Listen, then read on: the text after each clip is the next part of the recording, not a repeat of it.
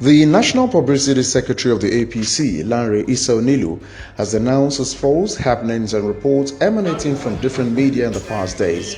Speaking to journalists at a press conference, the spokesman of the ruling party believes the campaign of calumny by the opposition PDP is at best akin to a fish gasping for breath, having lost grip of a familiar habitat.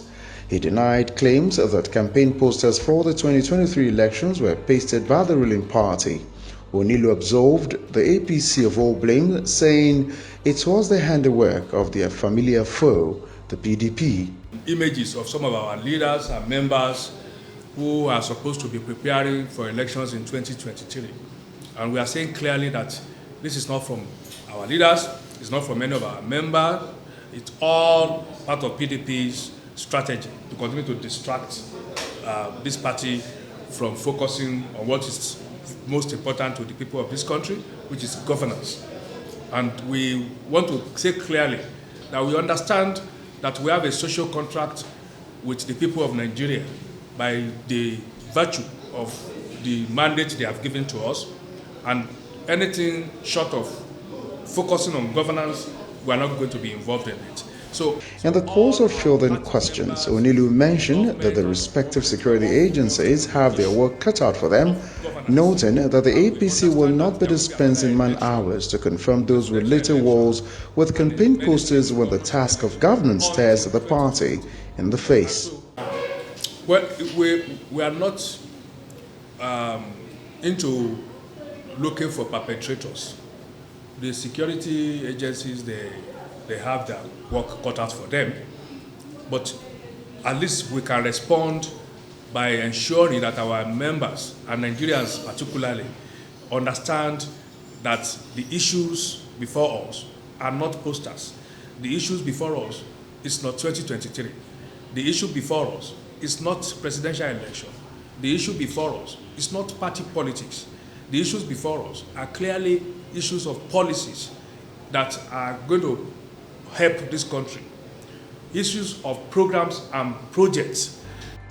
Allegations made last week by the coalition of united political parties about the strangulation of the judiciary were also rebuffed. UGOCHINYERE, spokesman of the CUPP, at in a press conference, accused the ruling party of scheming to override due process in appointing justices to the Supreme Court.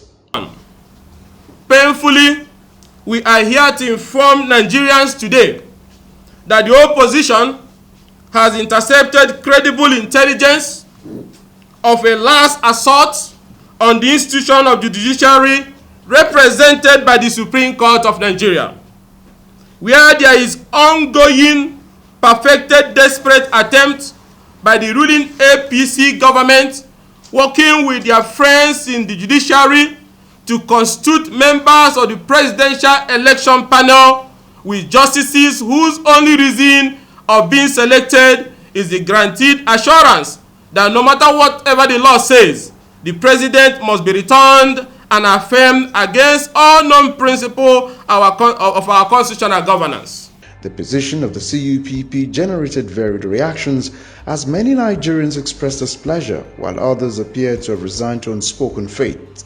Chris Nwokobia is a lawyer and shares his perspective. The press statement by the Conference of Nigerian Political Parties is opposite for a time like this. And then the issues raised are quite worrying and worrisome for two strong reasons. The first is the fact that at this point, you worry why the President and the All Progressive Congress will be interested in filling up the space at the level of the Supreme Court that they haven't done for 4 years. Why now? That's the witch cried last night and the child dies this morning, and you make your conjectures and inference. The first thing is, why are you so hasty about it? The lawyer gave further insight into how justices of the Supreme Court are appointed. Subsection 2A and B of the Constitution says clearly that at every point you should have at least 21 members, judges at the level of the Supreme Court. For about 5 years we have had simply 16 at the most. Now, why are you so anxious to fill that space now? That's the question people are asking. So the conjectures of the Conference of Nigerian Political Parties are opposite. It's tidy, it's proper and trite. And then you ask yourself, okay, there's a provision for elevation of judges to the Supreme Court. Now, there is what you call the Federal Judicial Service Commission. And the provision of the law is that if you want to elevate judges to the Supreme Court, if you want to appoint judges to the level of the Supreme Court, you must announce via way of an advertorial, a 14 days advertorial, stating that you want to. And so lawyers or judges who want to go to the Supreme Court will apply. Then after that, the NJC, the National Judicial Commission, will have to screen them.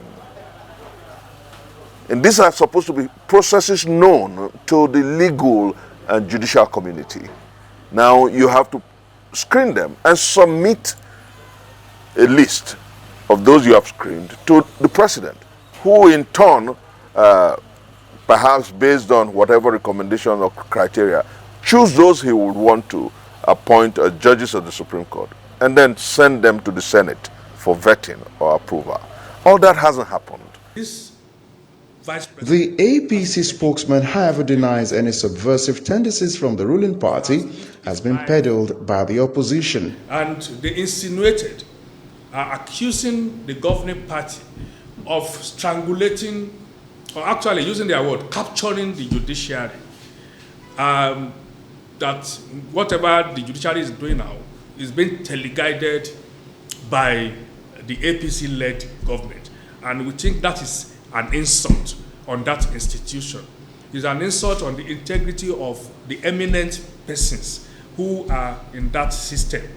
And we say clearly that it is not in the practice of APC to intimidate people who have statutory mandates, not to talk of people in the judiciary, which is a very important bedrock upon which our nation and survival rests on.